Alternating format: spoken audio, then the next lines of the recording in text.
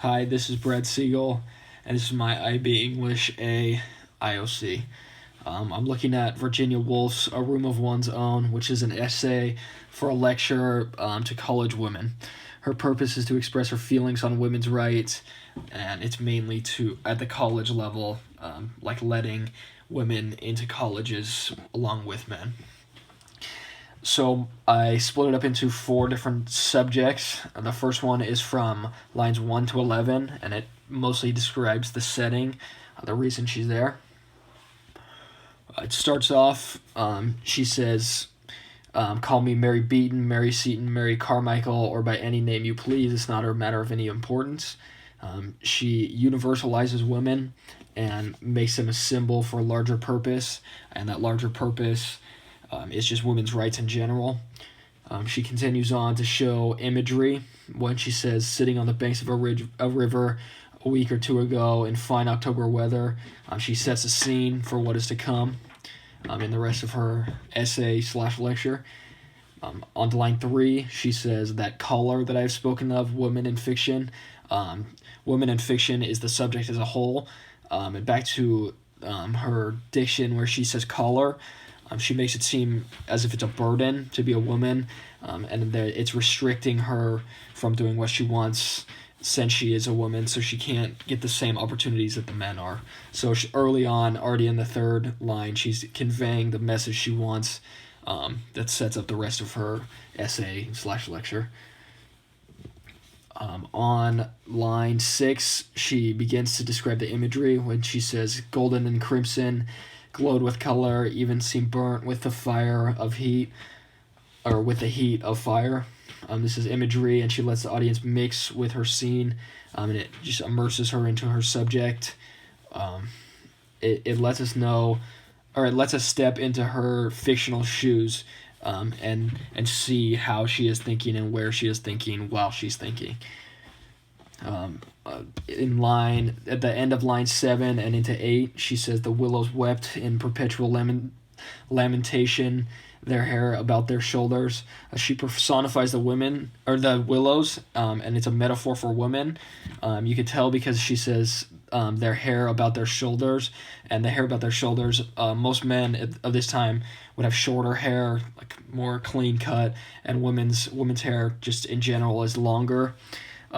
So you can imply that the willows that are weeping are women, and it shows how the women are sad, and they don't have the same opportunities. And this compares with the next sentence, where it says the river reflected whatever it chose of sky and bridge and burning tree, and when the undergraduate had oared his boat, through the reflections they close again completely as if he had never been. So here she uses he instead of she. And undergraduate, so she's obviously talking about someone who goes to this college, and he's just passing through this college, and she says it's a river. It's just a metaphor, and he's passing through with no problems. And it says as if he had never been. So he's comparing when the men goes through, it's nothing, but when the women goes through, there's willows weeping, and bad things seem to associate with that, rather than the good things, as if he had never been. And this kind of sets the tone of her. It's more of a sad tone, because she's crying, or not. She's not actually crying, but figuratively, the willows are crying. And then the men just seem to float along and have nothing. It has nothing to do with them. So that's the end of the first subject. And the second subject, she expresses her point through a metaphor with a fish. She starts it in line 13. She says, it swayed minute after minute, hither and thither. The hither and thither, that sort of lightens the mood that she just created, a sort of a darker mood. And like I just talked about, and now she sort of lightened the mood with more friendly words. And the rhyming gives it more flow, and more conversationalist rather than just an essay or a lecture where you're just getting drilled on the information. She makes it more fun or easier to read. She goes on in the same sentence. It's a very complex sentence. She says, "You know the little tug." This is her talking about like when you're fishing, and a fish bites and you can feel it and you get all excited. So this is catching the fish. It's a metaphor for her thoughts. So she just gets this little thought of how women can change, like how their roles can change and how they can get more opportunities. So she feels this little tug, and she's comparing it to the fish, and it lets her audience have a real world example so they can more easily connect. Because many people have been fishing before, like say, since she's addressing college women, these college women may have been fishing with their fathers. In previous, so they kind of know what she's talking about, and they can easier understand her complex argument. She goes on into line 19 or 18, end of 18 to 19. She says, and be one day worth cooking and eating. So this is her talking about a fish, and she says, one day. She doesn't say today or in the near future. She says one day, which could be a very long time away. She knows that she can't change everything super fast. She's just a small part of a larger picture, and she almost indirectly calls on the audience to do something to change it, because she knows that she can't change it in this time right now. So she's calling on the audience to do so when they get older and when they want their rights for their own kids in the future, and also for themselves. In the next sentence, still on line 19, she says, "I will not trouble you with that thought now, though if you look carefully," and she goes on. She shows how it's insignificant right now, like her argument is being perceived by other people. People think it's pointless or wrong, so she doesn't force it down their throats. And this can connect to now, because now we protest all the time if we don't like something. For example, just a few days ago, there was a protest on on about President Trump.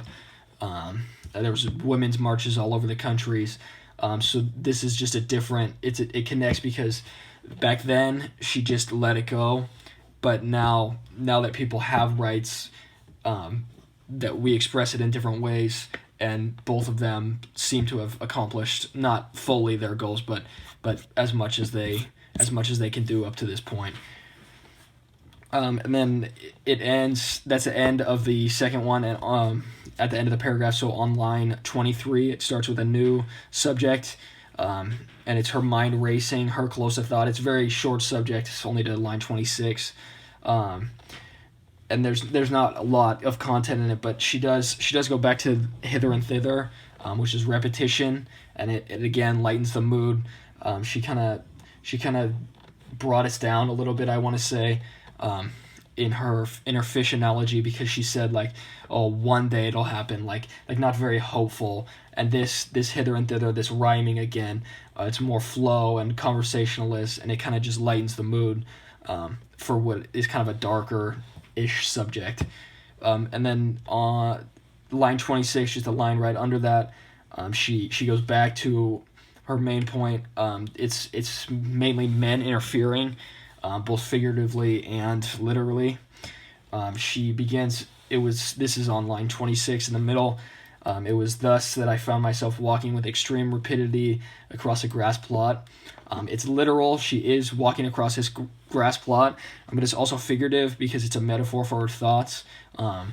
Her mind is racing with extreme rapidity, and her thoughts are just jumbling through her, and she's trying to catch the big one, quote, catch the big one that she talked about earlier, and make the difference, because she feels like she's very close to what her point is. So she's trying to rapidly think and speak and put this into paper, or into pen and paper, so that she can express her feelings.